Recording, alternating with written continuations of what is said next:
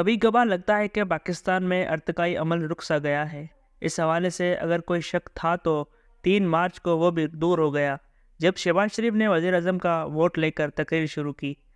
اگرچہ قومی اسمبلی میں ہنگامہ تو نو منتخب اراکین کی حلف اٹھانے والے دن سے چل رہا ہے، بلکہ یوں کہیں کہ جب سے ملک بنا ہے تب سے جاری ہے۔ وجہ وہی کہ الیکشن چوری ہو گیا ہے۔ یہی منظر 2002 میں بھی دیکھا تھا، 2008 میں بھی ملتی جلتی صورتحال دیکھی، لیکن زیادہ شور 2013 میں سنائی دیا۔ یہی منظر 2018 میں بھی دیکھا، اب 2024 میں پھر وہی مناظر دیکھے ہیں۔ میں قومی اسمبلی کی پریس گیلری میں بیٹھا یہی سوچتا رہا کہ ان 22 برسوں میں کیا بدلا ہے۔ جو چہرے 22 برس قبل پہلی دفعہ اسی حال میں دیکھے تھے، اب بھی کم و بیش وہی چہرے موجود ہیں۔ ہاں، اس اسمبلی میں بینظیر بھٹو موجود نہیں ہے۔ میں 1998 میں اسلام آباد آیا تھا۔ اس وقت میں بہت جونیئر رپورٹر تھا۔ اس وقت ڈان میں ضیاء الدین، شاہین صبائی، احتشام الحق یا فراد ہاشمی جیسے سینئر پارلیمنٹ کور کرتے تھے۔ سپریم کورٹ کے لیے رفاقت علی اور فارن آفس کے لیے حسن اختر جاتے تھے، جنہیں سب نواب صاحب کہتے تھے۔ وہ ایک ایک لفظ احتیاط سے لکھتے تھے۔ اب حیران ہوتا ہوں کہ صحافت بھی کہاں سے کہاں جا پہنچی ہے۔ وقت کے ساتھ جہاں دیگر شعبوں پر زوال آیا ہے، صحافت بھی اس کا شکار ہوئی ہے۔ کسی دور میں پارلیمنٹ کی ڈائری لکھی جاتی تھی، اجلاس کی کارروائی کو اس دلچسپ انداز میں لکھا جاتا تھا کہ پڑھنے والے اس کا انتظار کرتے تھے۔ لکھنے والوں میں شاہین صبائی، ضیاء الدین، نصرت جاوید، عامر متین، محمد مالک، حامد میر اور ابصار عالم شامل تھے۔ ارشد شریف نے بھی کچھ عرصہ پارلیمانی ڈائری لکھی۔ ہمارے مرحوم صحافی دوست فیض الرحمان نے بھی اپنی خوبصورت رنگ دکھائے۔ نصرت جاوید تو اب بھی لکھتے رہتے ہیں، لیکن باقی لکھاریوں کو ٹی وی چینلز اور سوشل میڈیا کھا گیا۔ نہ اخبارات کو پارلیمانی ڈائریوں سے دلچسپی رہی اور نہ وہ لکھنے والے رہے۔ اتوار کے روز پریس گیلری میں نظر دوڑائی تو کوئی ایک بھی ایسا چہرہ نظر نہ آیا جو اگلے روز کے اخبار میں ڈائری لکھنے والا ہے۔ میری آنکھوں کے سامنے ہی پارلیمانی ڈائریوں کا ٹرینڈ جو کبھی ناگزیر تھا اور جس کے بغیر اخبار مکمل نہیں ہوتا تھا، دھیرے دھیرے دم توڑ گیا۔ اس کی جگہ اب سوشل میڈیا نے لے لی ہے، جہاں اتنا زہر بھرا ہے کہ حیرانی ہوتی ہے کہ اتنی نفرت کی آگ کیسے اتنے عرصے تک ہم سب نے اپنے سینے میں چھپائے رکھی۔ جب سوشل میڈیا نہیں تھا تو لوگ اس وقت کیسے ایک دوسرے کے خلاف اپنی نفرت کا اظہار کرتے تھے۔ پھر یاد آیا کہ انسان ہر دور میں اپنے جیسے انسانیوں کے خلاف نفرت کا اظہار بہر صورت کرتا آیا ہے۔ اور تو اور بہادر شاہ ظفر کے دور میں غالب بھی اس نفرت کا شکار ہوئے۔ وہ لوگ جو انہیں ناپسند کرتے تھے، انہیں گمنام خطوط میں گالیاں لکھ کر بھیجا کرتے۔ سوچتا ہوں کہ اگر غالب سوشل میڈیا کے اس دور میں ہوتے تو انہیں کتنی نفرت کا سامنا کرنا پڑتا۔ اب تو ایسی نفرت پھیل چکی ہے کہ سانس لینا محال ہے۔ چلے مان لیا کہ عام آدمی میں برداشت کی کمی ہے، کیونکہ روزانہ کے مسائل اس کی جان کو آئے ہوتے ہیں۔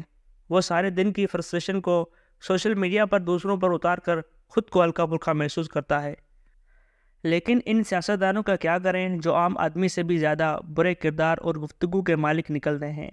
کیا ایک حکمران یا سیاستدان کا رویہ اور اپروچ عام آدمی سے زیادہ بہتر نہیں ہونی چاہیے؟ لیکن پھر سوچتا ہوں کہ جب وہ حکمران ہمارے جیسے عام آدمی سے ہی ووٹ لیتا ہے تو وہ کیسے ہم سے بہتر ہو سکتا ہے؟ اس کا رویہ بھی ویسا ہی ہوگا جیسا اس کا الیکٹ کرنے والوں کا ہے۔ میرا خیال تھا کہ وقت گزرنے کے ساتھ ہم سب میچور ہو جائیں گے، جمہوری ہو جائیں گے، آگے کا سفر طے کریں گے، ہم میں برداشت بڑھے گی۔ 22 برس کا عرصہ کافی ہوتا ہے۔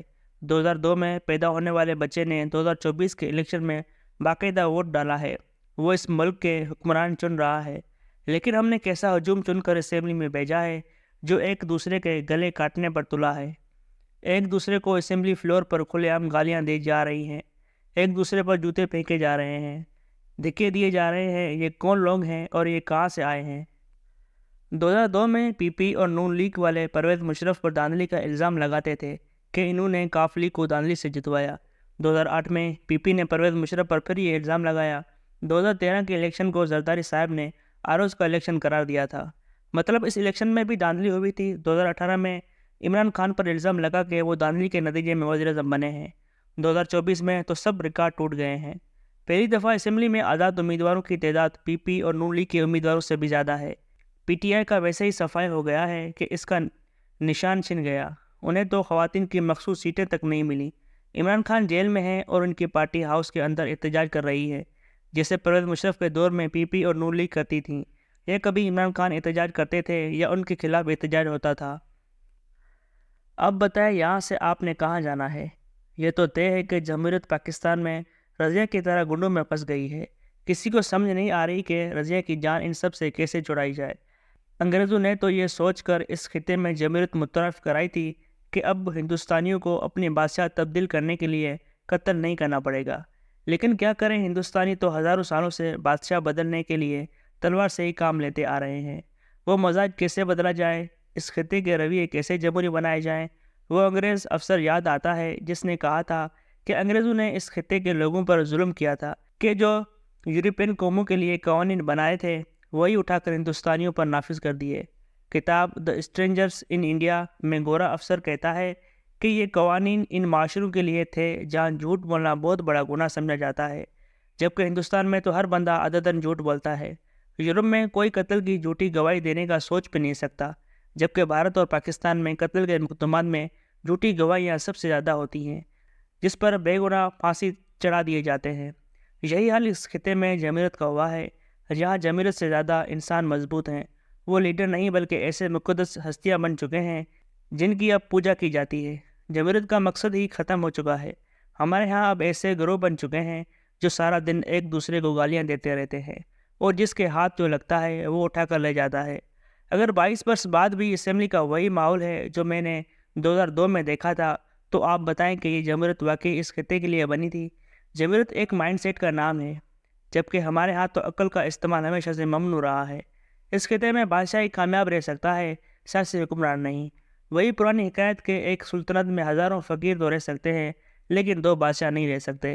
ہمارے پاس تو 3 بادشاہ ہیں جو ہم عوام پر حکمرانی کے لیے برسوں سے ایک دوسرے کے خلاف مہابھارت رچائے ہوئے ہیں۔